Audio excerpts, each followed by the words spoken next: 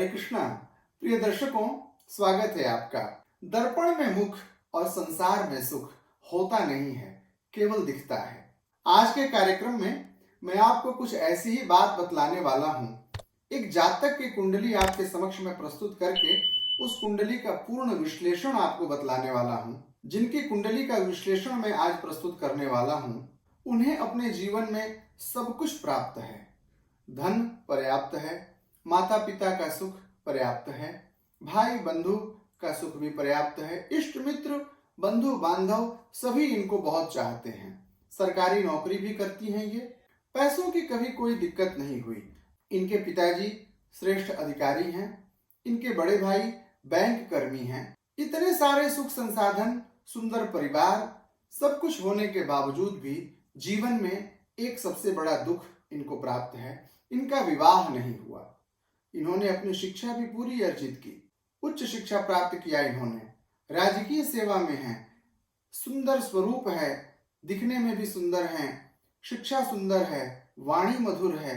इन सारे गुणों से परिपूर्ण होने के बावजूद भी इनका विवाह नहीं हुआ। क्या कारण है कि विवाह नहीं हुआ इनका? इस विषय को आज मैं इनकी कुंडली का विश्लेषण करके आपके सम्मुख व्यक्त करने वाला हूं। आपकी कुंडली को देखिए। 18 जून 1972 दिन रविवार दिन के 12:10 पर वाराणसी उत्तर प्रदेश में आपका जन्म हुआ है। आपका जन्म कन्या लग्न और सिंह राशि के शुभ प्रभाव में हुआ। लग्नेश बुध है और राशि का स्वामी है सूर्य। जब हम इनकी कुंडली पर ध्यान देते हैं तो सारे ग्रह इतने अनुकूल दिखते हैं, ऐसा लगता है कि कहीं कोई समस्या है ही नहीं। तो लग्न का स्वामी बुध दशम भाव में बैठा हुआ है नवमेश शुक्र के साथ। यह केंद्र और त्रिकोण का बड़ा ही सुंदर संयोग बनाया। साथ ही बुध और शुक्र के साथ में सूर्य भी दशम भाव में ही बैठे हैं। बुधादित्य योग भी बना हुआ है। तो केंद्र त्रिकोण का राजयोग भी बन गया, बुधादित्य योग भी बन गया। यह सुंदर योग बना इनके दशम भाव में। कुंडली कितनी सुंदर बन गई।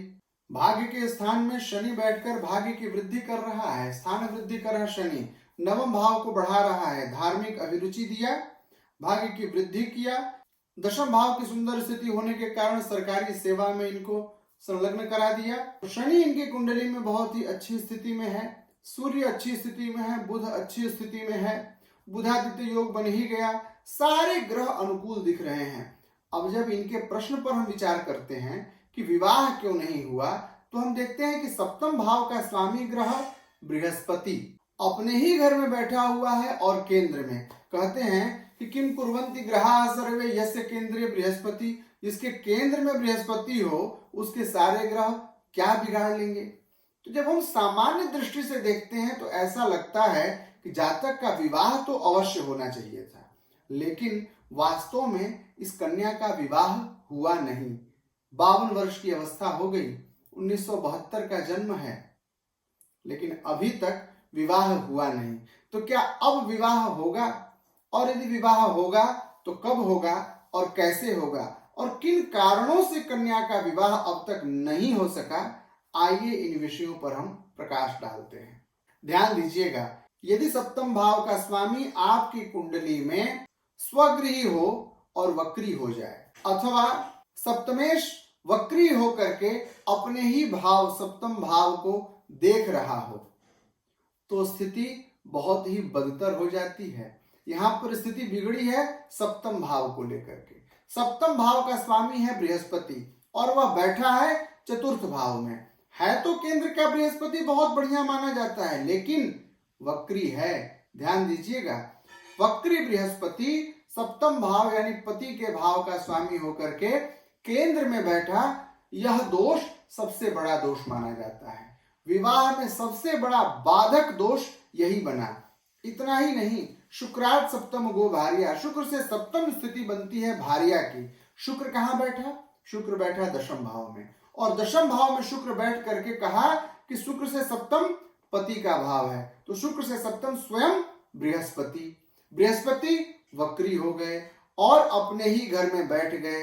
नीच का ग्रह और वक्री ग्रह जब अपने ही घर में हो जाता है तो विपरीत फल देने लगता है। तो बृहस्पति की यह स्थिति इनको विवाह के प्रति प्रारंभिक काल में अरुचि इनके मन में उत्पन्न कर दी। शुरुआती दिनों में जब व्यक्तित्व का विकास हो रहा था, करियर का उत्थान हो रहा था, तो इनको ऐसा लग रहा था कि पूरी दुनिया है हमारी मुट्ठी में, मैं तो विवाह नहीं भी करूंगी तो मेरा चल जाएगा। लोग सामने से चल करके प्रस्ताव लेकर के आएंगे कि तुम मुझसे विवाह कर लो, लेकिन स्थिति ऐसी हुई नहीं। स्थिति बद से बदतर होती चली गई और आज 50+ होने के बाद भी विवाह का सुख नहीं हुआ। एक स्त्री की पूर्णता उसके मातृत्व से देखा जाता है। जब विवाह ही नहीं हुआ तो मातृ सुख नहीं मिला, तो एक स्त्री का जीवन अपूर्ण माना गया। तो यह अपूर्ण जीवन जी रही हैं, विवाह नहीं हुआ, संतान का सुख नहीं हुआ। अब दूसरी स्थिति देखते हैं कि विवाह नहीं होने के पीछे दूसरा कारण क्या है। दूसरा कारण है इनके विवाह के नहीं होने का मंगल का नीच होना। नीच का मंगल इनके लाभ के स्थान में बैठा है और बृहस्पति के साथ खड़ाष्टक योग कर रहा है। मंगल से बृहस्पति 6वें भाव में और बृहस्पति से मंगल 8वें भाव में। वैदिक ज्योतिष में खड़ाष्टक योग और दुर्द्वादश योग ये बड़े ही विषम फल देने वाले योग होते हैं। यदि नीच के मंगल का सप्तमेश के साथ खड़ाष्टक संबंध बन जाएगा तो जीवन में कभी भी विवाह नहीं करने देगा। विवाह का सुख उस व्यक्ति को भोगने ही नहीं देगा यह मंगल। तो बृहस्पति से 8वें मंगल और मंगल से 6वें है बृहस्पति, तो इस कन्या का विवाह कभी होगा ही नहीं। अभी नहीं हुआ, कभी नहीं होगा। मंगल के साथ में एक और भी विचित्र स्थिति बनी हुई है।